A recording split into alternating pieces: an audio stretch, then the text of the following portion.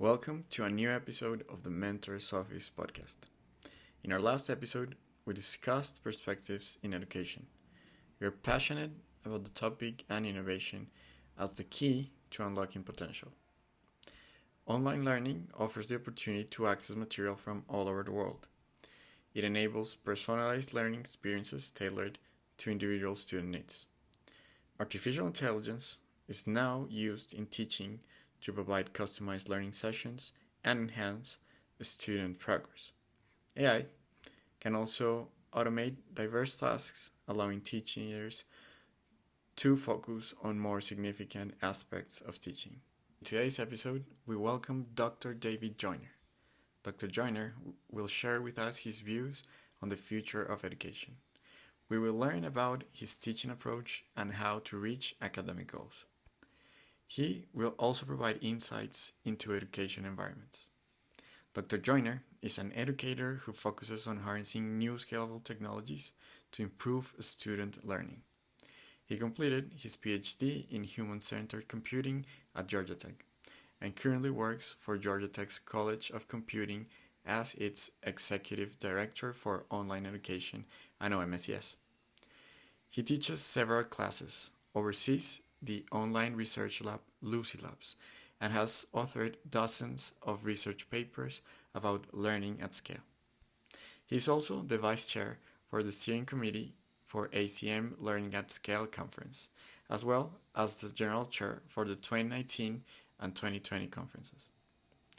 He has received several awards for his online teaching efforts, including the 2019 U.S. Regents Teaching Excellence Award for online teaching. He also received the 2018 Georgia Tech Center for Teaching and Learning Curriculum Innovation Award and the 2016 Georgia Tech College of Computing Lockheed Excellence in Teaching Award. Dr. Joyner, welcome to the Mentor's Office podcast. Great. It's great to be here. Thank you for having me. Yeah, it's a pleasure. I have always admired you, and I think your courses are amazing. So I think I'm really going to enjoy this conversation with you.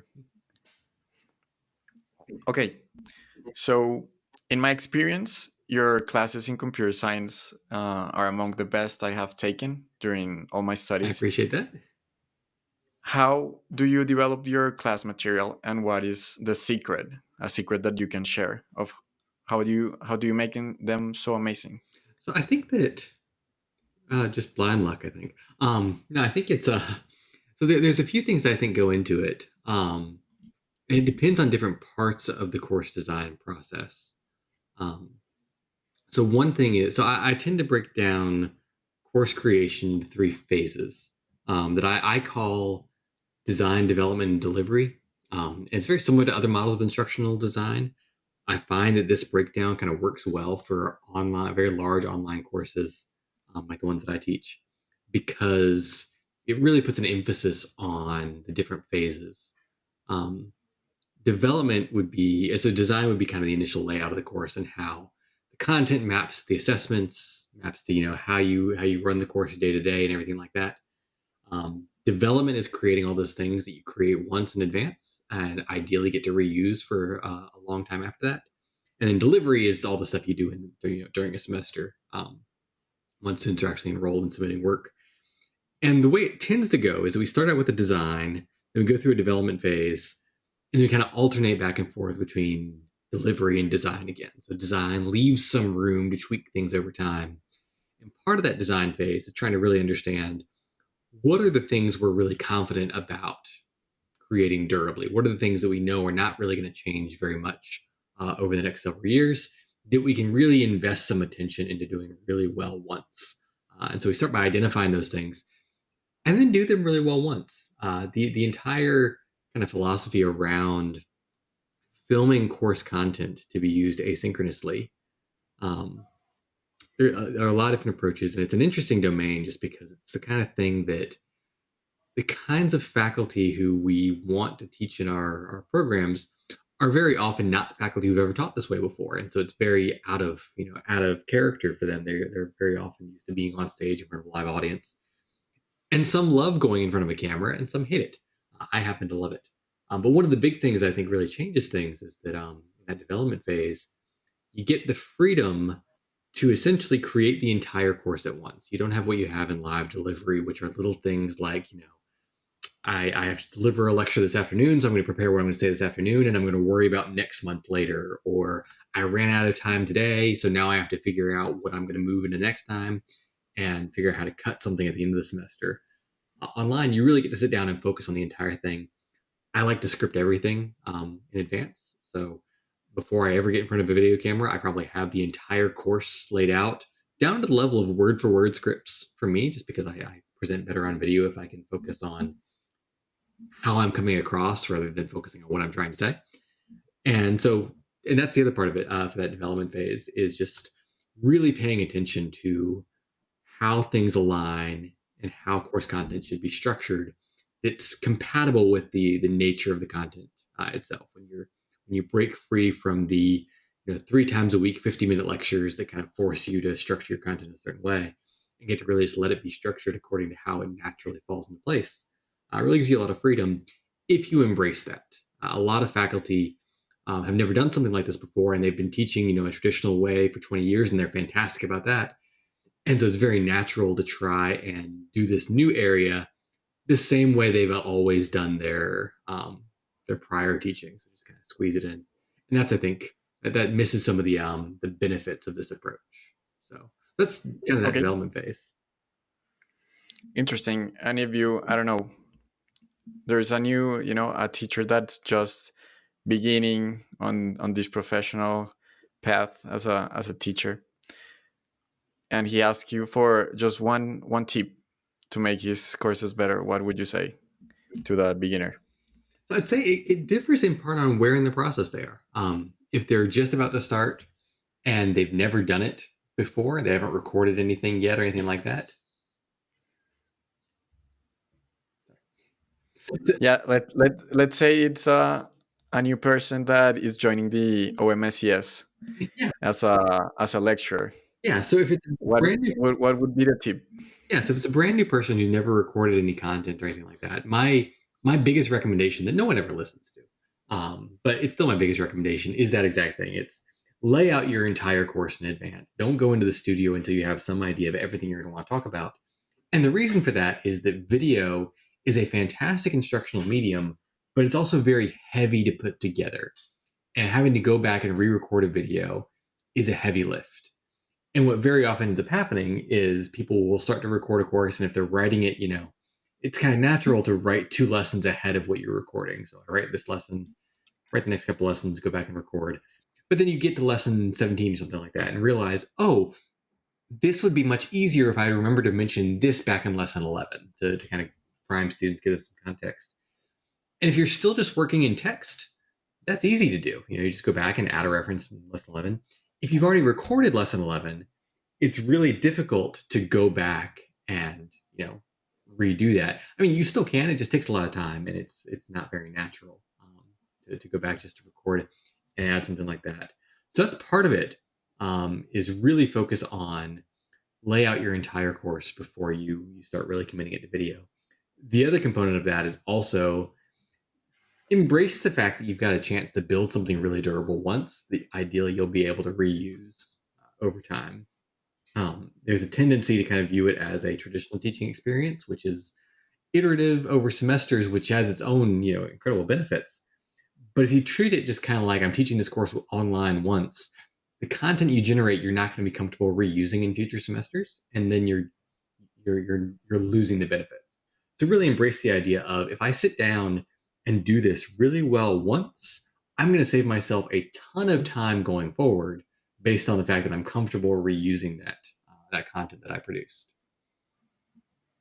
On the other hand, one thing that I like is to understand better people that I admire and understand their path a little bit better. When and what sparked your interest in computer science?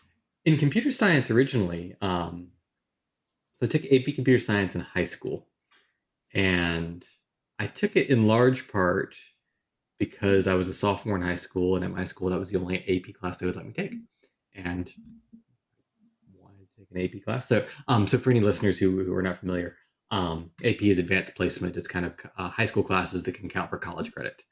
And so that was the only one I could take as a sophomore, so I wanted to take it.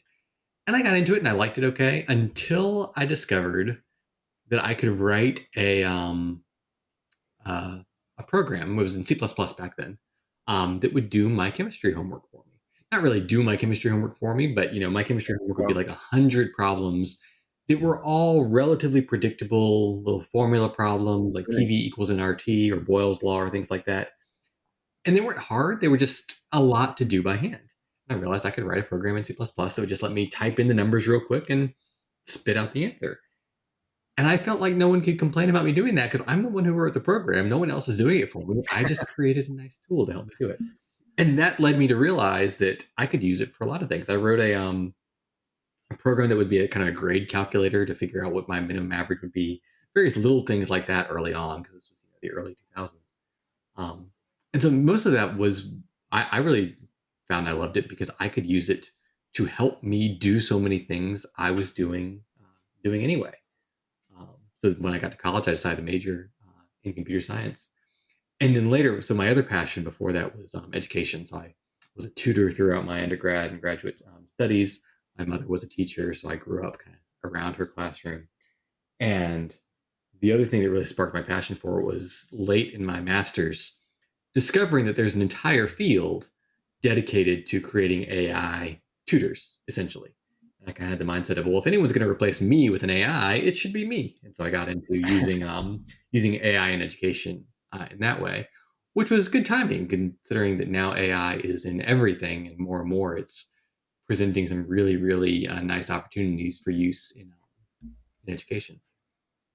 Did you think that your parents played any role on that interest, or did they push you, or maybe your father was in that field or something like that, So he or no? wasn't in computing, but it was interesting. So my parents first bought a home computer in like 1989, which was very early to buy a home computer and cost as much at the time as a mid-level car would cost nowadays.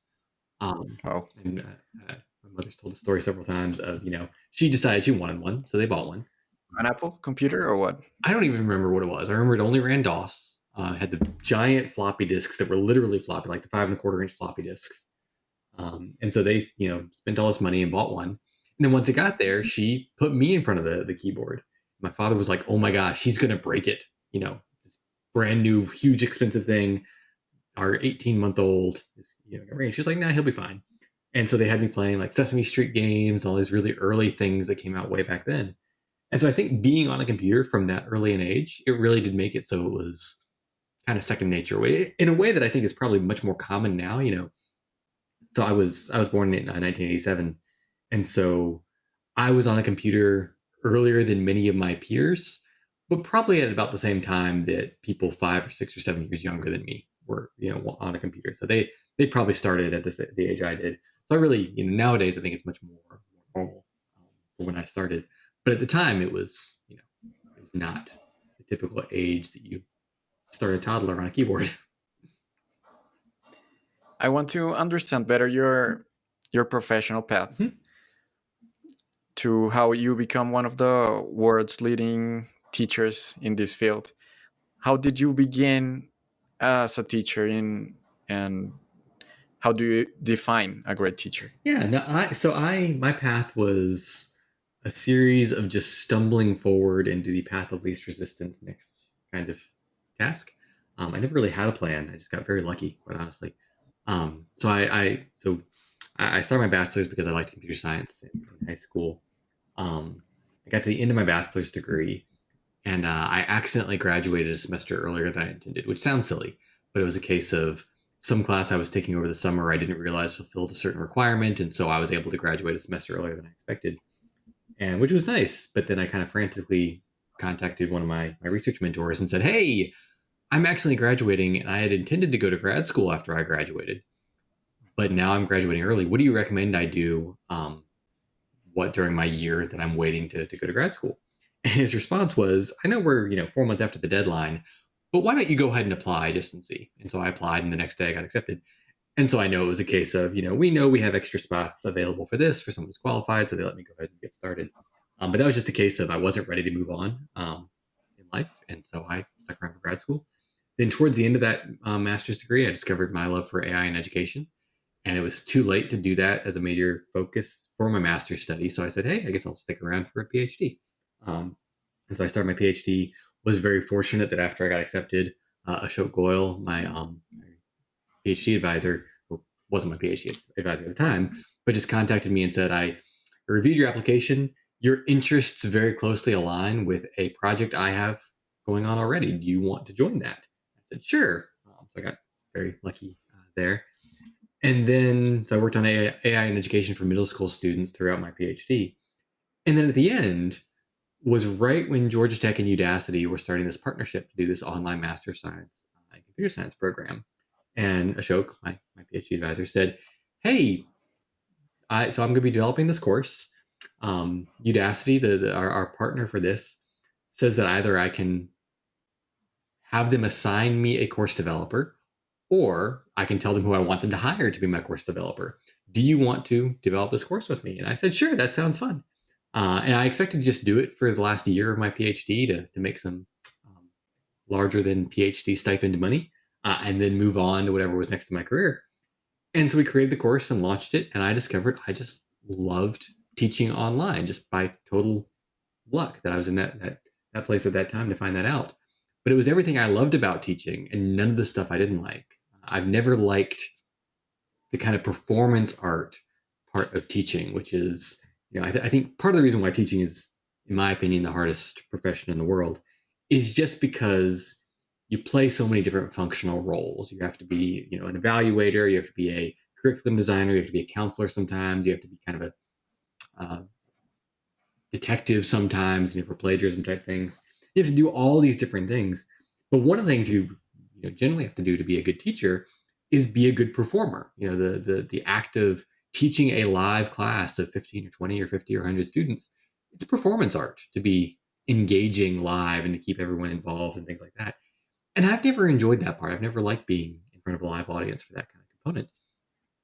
And online, it took away that side. I was Yeah, able it's to different. go in front of a It's camera, do everything different. there, and commit it. Do things 7 times if I needed to until I was really comfortable with what I come out with. Take into consideration my video producer's advice. The 85,000 times they had to tell me, slow down, talk slower. We're not in a rush, and things like that. And then, A question. sorry, good. A question. So, when you were a master's student or in your undergrad, you didn't have us go to become a teacher. No, You didn't not know. really. No, I was expecting to be a web developer actually, and Okay, so your idea was more or less to become a web yeah, developer. I remember. And in your PhD was when that idea of becoming a teacher really appeared, like that goal. Honestly, the idea of actually being a teacher didn't come to mind until I became a teacher, which sounds silly, but that first online semester when Ashok and I co-taught. Well, technically, I was his teaching assistant. He was the instructor. We usually called ourselves co-instructors, but I was a TA that first couple semesters, and it wasn't until then that I really had the idea of teaching as a career, just because I knew I didn't want to be in front of live audience and all that kind of stuff 3 times a week. So yeah. I didn't know that. Yeah, I listened to an episode of a podcast. I think was with the MIT or something that you With did. Justin Reka, but Where you mentioned that that you didn't felt very comfortable in front of a big audience, but I didn't know that that was the reason why you didn't want to be a teacher, because you didn't want. That's very interesting. So this other alternative was like the online learning was the thing that really pushed you or that you liked more, right? yeah, no, absolutely. I think that, and I wouldn't even say I actually didn't want to be a teacher just for that. It was just kind of, it never really was on my mind as a career choice. Because I'd say that it's not just that. Online teaching is a lot of other things I really love about it. That is very interesting. I love the fact that, and this is partially because I teach computer science, but it's partially also the nature of teaching online. I get to also do some software engineering. I get to do some building of things. I've got I've built up over the years um, a huge a script, a really nice script or a library of scripts that I use to run my classes. I've got a script that does, I guess you've taken a couple of my classes that that use our kind of multiple choice exam structure that has 150 essentially true or false questions. And we get to do all this fancy statistical analysis and really analyze the results. And the reason we're able to do that is because I was able to sit down, write a nice script for it. And now it's a really comprehensive analysis. It takes about 5 minutes per semester to run. And the only reason we're able to do that is because we're operating all online, all the data is there. We are computing people, so we're able to build the things we need to do to build stuff. So And going to the other part of the question, how do you define a great teacher? How does that model? How success look like as a teacher? What is a great teacher? yeah, I'd say that there isn't one definition. I almost say a great teacher. There's a comparison actually to athletes. I think in the sense of all the debates of who's the greatest basketball player of all time, and you will talk to different people, and they'll say Michael Jordan's the normal answer, but you'll talk to different people like they'll say LeBron or Kareem Abdul-Jabbar or Will Chamberlain, Bill Russell or Tim Duncan, and the reason why the conversation can go so long is because they bring such different styles to what they do and they contribute something different. And so I think that's a big part of it is that there is no one definition that makes a great educator. I think back on the best teachers that I've had over the years, and they were the best teachers for very different reasons. Some stimulated interest in a topic. Some really forced me to wrestle with my own weaknesses in a topic as opposed to getting complacent. Some gave me room Could to. you give us some Yeah, examples so to one of the understand that best better? I ever had was a woman named Ellen Dew. Um, she taught three of the graduate classes I took during my master's at Georgia Tech, and she was phenomenal. And for her, it was really a case of she gave you room to explore things that were of interest to you. It was the model of her classes that inspired the model of my educational technology class, which is really a class where we say, you have good ideas already, come and explore them more rigorously. She had the exact same model of, she essentially would say, you're at Georgia Tech because you have fantastic ideas already. You're a graduate student, you don't have much time, and you really don't have the free time to just say, I'm going to spend a whole bunch of time on a pet project that might not go anywhere. And so instead, do it for this class, talk to peers, get some support in doing it. And if it doesn't go anywhere, at least you checked off one of your graduation requirements. But ideally, it will go somewhere. And so it was really a class that gave us room to explore and evaluate our ideas and find out where we positioned in this broader ecosystem. It's the class that got me my first academic publication, which is a big part of why I decided to go on to grad school or to Ph.D. is I saw kind of that process and enjoyed that process of contributing to broader literature.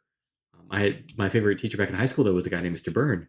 I can't call him by his first name. I don't think you can ever call your high school teachers by their first names later. It just feels wrong. But he was an art history teacher. I have no natural interest in art history. Yeah, I see the value, but I have no personal kind of interest in it. But he made it interesting, and so he described things in a way that even as someone who didn't have any natural interest in the field, I saw what made it interesting and decided to get into it. Um, and so it's it's a lot of different things. I think it differs based on the student, it differs based on the field, it differs based on the teacher. And I'll say I don't think it's possible for one teacher to be a great teacher for all their students because it's an alignment between teacher and student, not just an inherent quality of the teacher themselves. Which maybe that's just me rationalizing because I people say nice things about me as a teacher. People also say very negative things about me as a teacher sometimes. And usually it's a case of when I go into the nature of the negative feedback, this isn't always the case. There's definitely some things that I've acted on and found room for improvement because everyone can always get better. But there have been things where I'll look at someone's feedback and say, yes, your feedback is spot on, and I'm not going to change that because that's not what this class, this teaching experience is about. For educational technology, for example, people have said, this class is way too open-ended and way too much room for exploration, and there's not enough structure and there's not enough formal guidelines and not enough rubrics and things like that. And it's really hard to know how to succeed. I read that and say, yeah, that's all completely true for this class. And that's the point of this class. And so if you are struggling with that, this probably isn't the class for you because not everything is for everyone. And so I think it's a great teacher really is an alignment between the right student, the right teacher, the right content at the right time. And that's what creates a good learning experience. Very interesting. Another topic that I think is interesting is you're an expert in education and you're leading one of the most innovative programs in the world with the OMSCS. In what ways do you learn? You're an expert in education, but how does that influence the way you learn? And what are your your tips or your tricks to learn? How do you learn? I'd say the vast majority of what I learned, including in computer science, I've learned because it was a means to an end at some point. And so I think that's why project-based learning is such an important uh, topic in my opinion, and undercurrent throughout the classes that I teach. Is that when I look at the things I've learned, Python for example, I've never taken a Python course. I teach an introduction to computing in Python course that teaches everyone else how to use Python. I require Python in 2 of my graduate level courses. I love Python. I use it every day. I've never taken a course in it though. My way of learning it was essentially, initially, actually, it was I was just asked to teach this course in Python and I don't know it yet. And so as I'm going through, I'm learning it kind of a step ahead of the video content that I'm developing because it's very much driven by that immediate kind of need. Back when I fell in love with computer science in the first place, I learned things in the process of developing that program. I say program because at the time we compiled executables. We didn't write scripts.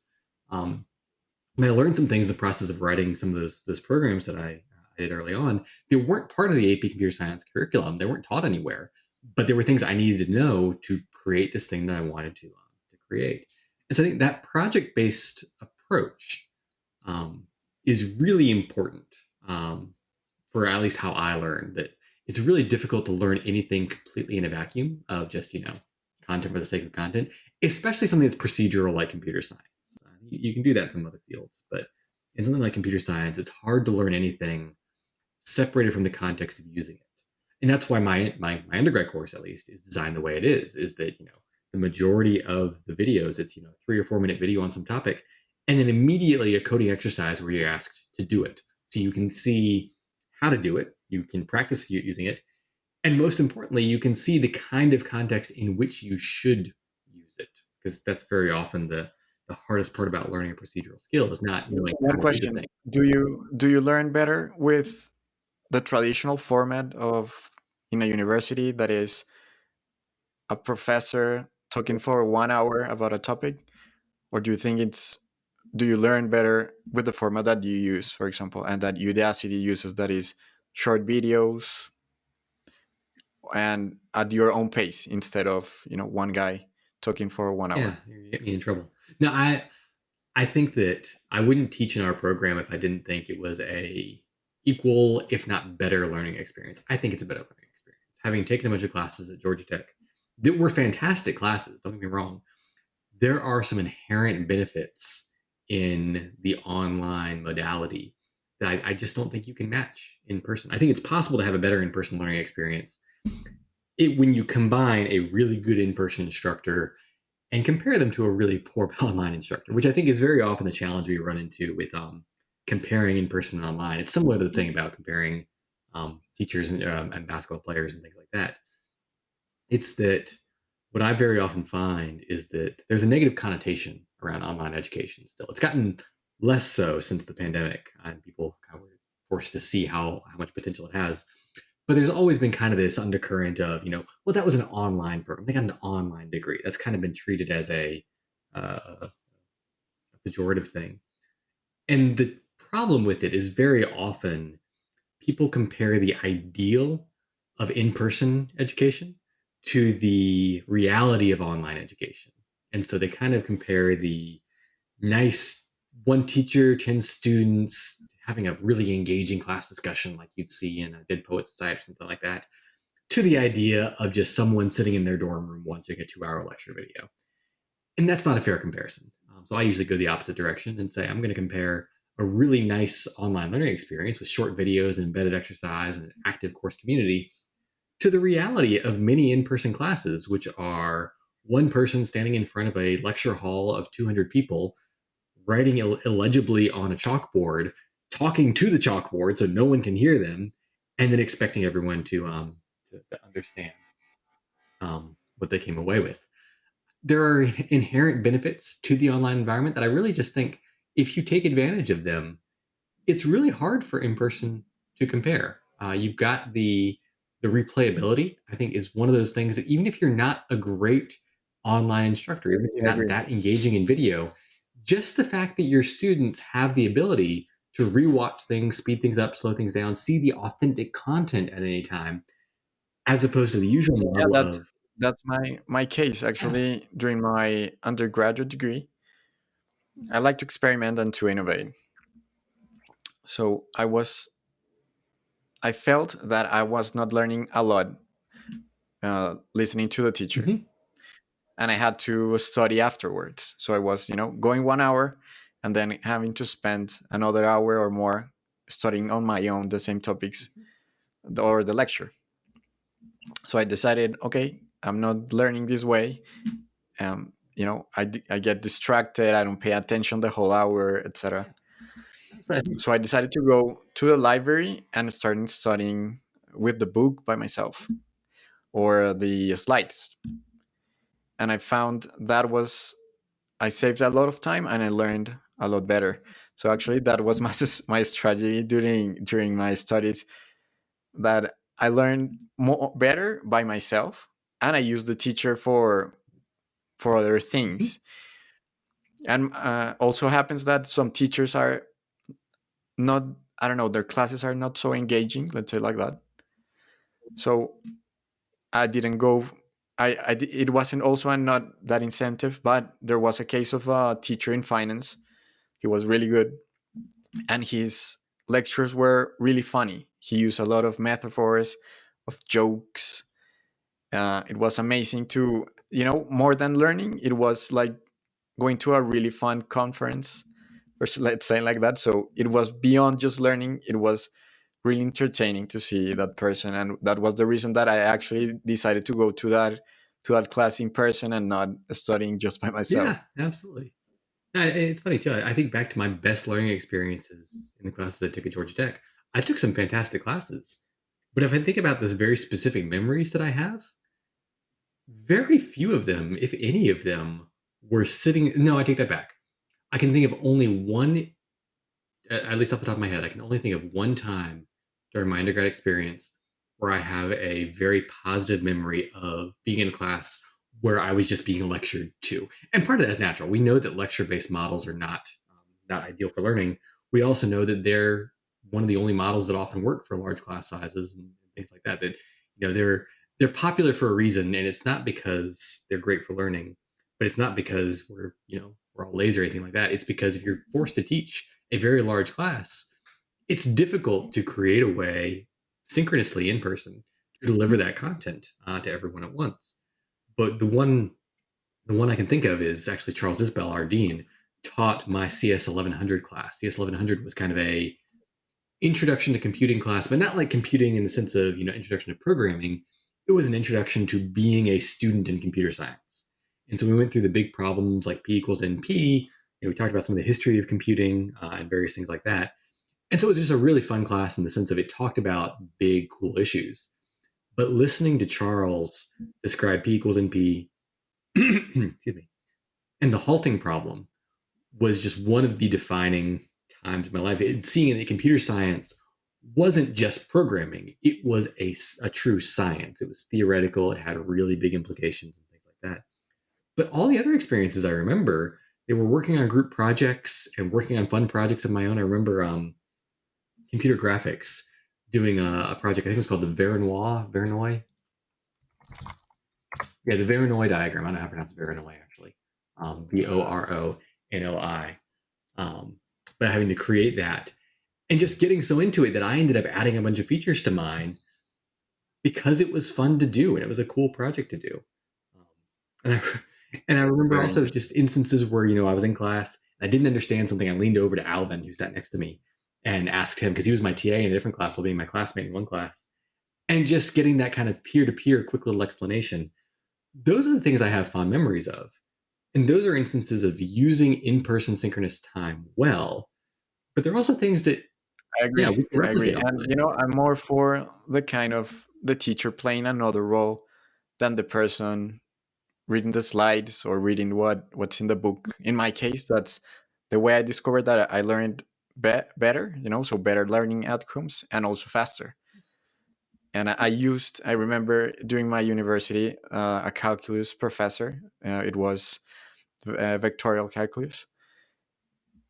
And still remember that teacher because his office hours were amazing.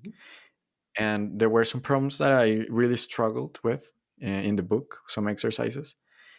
And that person took the time to explain them to me. And I really, I really filled those gaps that I needed. So that was, for me, amazing. That a really amazing experience that I really, and that, I felt, because with the others, I felt, okay, they go, they talk, I don't really learn that much. So I didn't felt like a lot of value. But with this teacher, with his office hours, it was amazing. And well, when I read your book, I imagine all of those all of those things. I want to make a question for all the learners, including myself, that I'm a lifelong learner. You're an expert on education. How can you learn faster and more effectively as a student? What what tips do you give for could you give for me, to learn faster or more effectively? It depends on the content. Just because that's one thing I say very often in my undergrad class. I get that question. So my undergrad class, again, it's Introduction to Computing. It teaches you Python.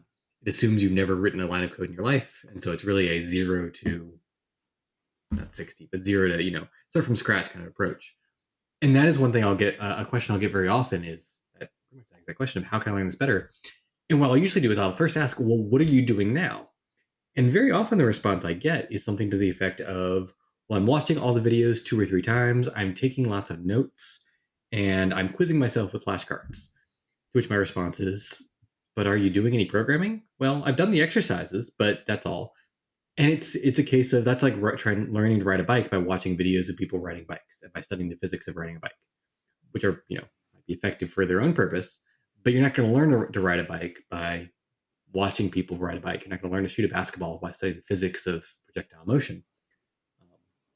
But so it depends on the skill. I'd say that if it's something procedural, if it's something Okay, practice for oriented. programming, you say it's better like project based, and let's say I want to build a Mhm. website. So instead of watching all the videos and doing just quizzes, go and build the website. Let's say like that.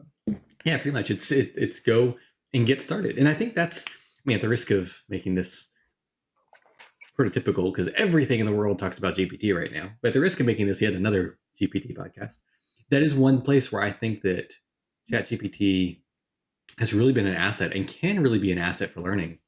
It's pretty limited in how far it can take you. It kind of in my experience at least, it bottoms out pretty fast on the type of knowledge it has, but it does a really good job of getting you started. So you want to build a website, for example, you can Google how to build a website, and you get a bunch of different Google results, all of which are targeted at different levels of current ability and things like that. Many of which are put out by the vendors who want you to buy their hosting, and so their directions are kind of very tightly coupled with, oh, to build a website, first you go here and you buy our hosting package, which is not the first step of building a website. And so the nice thing about the dawn of ChatGPT and some of these things is that you can get some real starter advice real fast. You can just go and say, I want to start a website. What are my first steps to do? And it'll walk you through it. And if you don't quite understand the level you get to, it'll dumb it down for you and things like that. In my experience, at least, it won't take you very far, deeply in the process, but it will get you started. It will get you to the point where you can start to figure out what questions you need to ask yourself. And of course, it's getting better. But yeah, no, I think getting started and trying something out that's related to what you want to do is very effective. I think that's the way most of us learn. That's the way. One question. Okay, that's one part. Let's say for the projects, or when you have a problem and want to solve it. For example, you want to start a business around a website, and you want to learn that. But also your courses, for instance, you have theoretical exams. Those are or open-ended questions, or also, as in the human computer interaction course, uh, it also has a lot like false true or multiple choice. how do you how do you study for those kind of exams? How can students become more successful at those kind of things where are more theoretical? Absolutely, yeah. I mean, that's where it's a bit more declarative. So declarative versus procedural knowledge. Declarative being something you know, procedural being something you can do. For the more declarative things, I think that that's a place where there's some things we know from cognitive science that are pretty effective. The biggest one for some kind of declarative skill knowledge, not all, but is this notion of retrieval practice. Have you heard of retrieval practice? No. The retrieval practice is probably it's one of the best approaches, and it's very straightforward. It's just not something people, for whatever reason, naturally do. But it's connected to the way we form memories. We know that the more often, hey, I'm about to quote my course, the more often you load something in a short-term memory, the more durable it's stored in long-term memory. And that's part of why, you know, in my opinion, at least, I don't know if there's any research behind what I'm about to say, so I shouldn't say it, but I'm going to anyway. That's part of why certain childhood memories you have, for example, are much more durable than others. So you probably remember if you took a particular vacation when you were a kid, you probably remember that vacation better than you remember going to school every single day, which is weird because you went to school every single day. How do you Mhm. remember that one vacation or that one moment from that one vacation better than you remember going to school every day? And the answer is because you're not retrieving the memory of going to school every day regularly. You've probably gone back in your mind and revisited that vacation moment, things like that, um, over time. And every time you do, it solidifies it in your long term memory. And so, that's the cognitive science behind that. Retrieval practice is just doing that for education. So instead of doing what a lot of people do, which is re-looking at their notes, re-watching a video, doing things like that, retrieval practice is just saying, all right, without any resources outside of what I'm, at least this is one version of retrieval practice. I shouldn't say this is what it is, but this is one version. Instead of saying, I'm going to go open up David's course and rewatch the video at double speed to, remind myself everything. It's sitting there and saying, okay, what do I remember about discoverability? Discoverability being a topic in one of my classes, for those of you who have not yet taken the class. So what do I remember about this? And see what you can call to mind about that. And then after you've done that, you can go back and review the video and see if there were things that you forgot. But the point is the act of calling it up from your own long-term memory is a much more useful thing to do for your for learning, because that's what you'll actually be asked to do on most tests. You'll be asked to call up some knowledge from long-term memory. It's related to the reason why cramming can work to get you a decent grade on a test, but then you don't remember the material durably because you're essentially loading into your short-term memory once and then or long-term memory once and then assessing it immediately and then never revisiting it ever again, compared to studying over time, which is the same kind of thing of loading it in the short-term memory over and over. And so that's it's what all our teachers have always told us to do, is study a little bit each day instead of trying to cram. And it can be hard to build up the motivation to do that because it feels like you're we're all deadline driven, and so it feels like you're working well in advance of the deadline, when in reality it's just that's going to save you a lot of time, and get the end result a lot better. So that's a long way. Okay, so if I understand, your method is maybe you first identify the concepts or the topics in the lesson, and then I don't know, maybe you do a list of that or something, and without looking at your notes or at the videos, you start like trying to recall each important concept or each important process, and doing like that, right? Like trying to see what you can Yeah. recall. And if you don't recall something, you watch it again, or how do you increase, Yeah. your I think that's what I'd recommend is, see what you can recall and then review the actual content to see what you missed. Partially because there will be things that you forget that you forget. So, if we're naming the parts of the cell, for example, um, I know nucleus, I know mitochondria, and I know there are things that I'm forgetting. I can think of the functions that they play. I can't remember what the thing around the cell is called. Um, for example, so I know that I can remember that there's something I'm forgetting.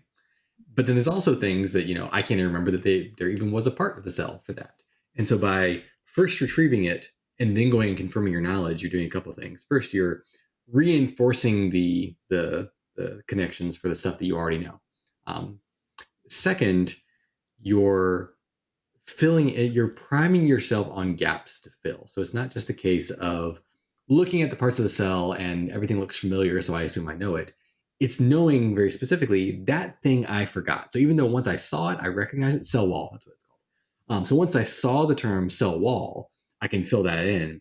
But I was forced to be objective and say, the fact that I recognized it once I saw it was not the same as knowing it and being able to retrieve it from my own mind, and then being able to then see the things that you didn't remember even forgetting. Um, it forces you to confront those. It's getting away. It gets towards the difference between recognition and recall. And recognition is a much more cognitively cognitively easier process. It's far easier to look at something right. and recognize that you've seen it before and recognize what it means than it is to recall it in a vacuum. And you'll very often see that in psychological testing as well. We test recall and then test recognition, and it's a case of um, Right.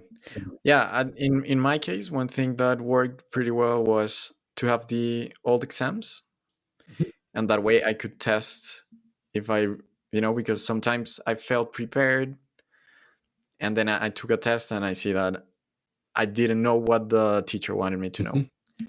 So all tests, was a good way for me to test if I learned enough or what the teacher expected. Yeah. So in my case, that was at least for the Oh university, yeah, and it's also the case for that passing the exams. the value of those is also in it's nice to think that all of our tests are perfect measures of the underlying knowledge we want to capture, but the Right. truth of the matter is that very often a test doesn't test what we want it to test. And so having old tests can be beneficial because it also tells you how you're going to be tested, which tells you something about the kind of knowledge to build. Yeah, I think about it a little bit like in AI, right? Like sometimes it's like for AI, for example, you have a defined task, right? A really defined measure of success, right? So you can measure for an image recognition system if it recognizes the dog in the image or not. Mhm. And I sometimes I try to think it in those terms, in AI terms. So like, what's the task, and trying to identify the different tasks like that. So the task is the exam, and I want to really understand the way the exam is structured, for example. Yeah, and I think AI, in many ways, especially neural networks, since they're inspired by the human brain, it they really can shed a light on things that people do. Not that they, behave like people, but they kind of act as a caricature or an exaggeration of what people do. And I love the example of I love it enough that I can't remember the details. Um, but what some of the examples of training AI to recognize certain things and noticing and being, some of its reasoning coming from the fact that, when recognizing a dog, it's more likely to recognize a picture of a dog if it's outside in the yard, which, whether it's in the yard or in the living room or in a kennel, has nothing to do with whether it's a dog or not. But it's not looking at the dog, it's looking at the picture and drawing these kind of relationships. And we start to see the exact same kind of thing of, um, I think we've all taken very poorly designed tests where, I had a teacher once who I knew if all of the above or none of the above was ever an answer on a test, that was always the right answer, because it was a case of they didn't, they thought of more than one right thing, so they decided to make them all right. So I learned very quickly that's how I'll be assessed in that course, and it had nothing to do with. That's a very interesting point, yeah, and how to design tests and how to evaluations. I think that's a really important thing. Before going to the next question, I just wanted to uh, ask you one quick question. One teacher once did that. He gave us like a bank of 200 questions that he would ask in the theoretical exam, Mhm. and then he, randomly chose the questions that he was going to ask. Would you do that for your test or not? Do you think that's a good idea Yeah, I love that idea. for your Feels where course? it works. My cognitive psychology class, I think, tech did that. And yeah, it was a bank of 25 questions, each of which would be a 2 or 3 page essay. And he would tell you, I'm going to choose 3 of these. And the thing was that, the criticism of that is that you can over prepare for just the questions that will be asked. But the nice thing about having such a big library is you can cover the entire course in that. And so if students want to really take advantage of it, they have to study the entire scope of the course. And so that's comprehensive. You're not doing what we very often do, which is, I teach you all this stuff and then only, test these 3 things.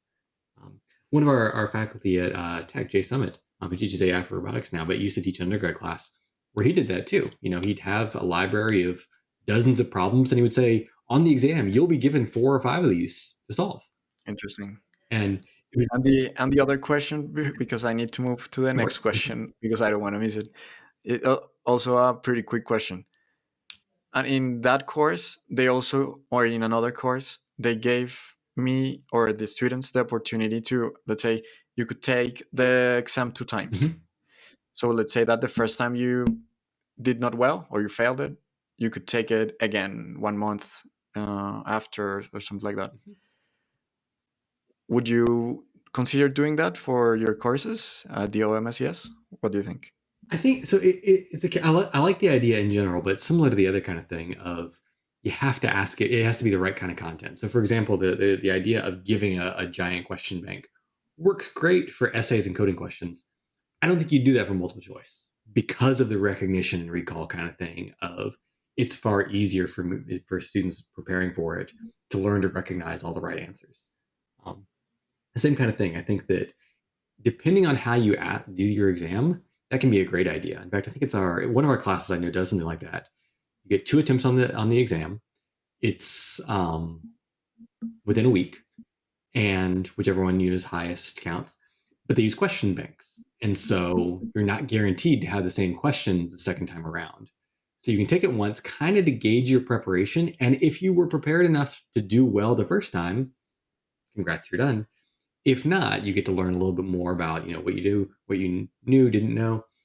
And it's a great kind of hedge against cheating as well, because there's really not that much information you can trade with classmates, because you all get to see the exam once before you have to take it the final time. So I think it can be a really great approach.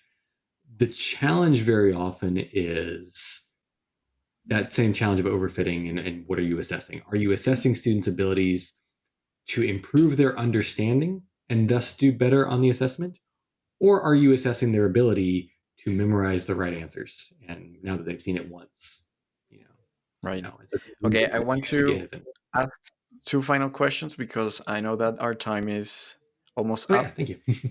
So the first one, how do you feel how will be the future of computer science education, and what do you think, let's say for the OMSCS, like what's the OMSCS 2.0? Like what's the next thing that are you plan that you can tell us, I don't Yeah, know, no, I think that of the next step, what's the next step to make it even greater, or how do you see I it? think the big thing right now that we're trying to figure out is students graduate, but they don't want to stop learning, which is great. What do you give a student who's graduated after they've graduated? Pardon the beeping. Um, right now, we've had students who've asked, I finished my master's a few years ago. I'd like to come back for another master's. Can I get a second master's in computer science from Georgia Tech? No, you can't. There's no concept in our curriculum for getting the same graduate degree twice.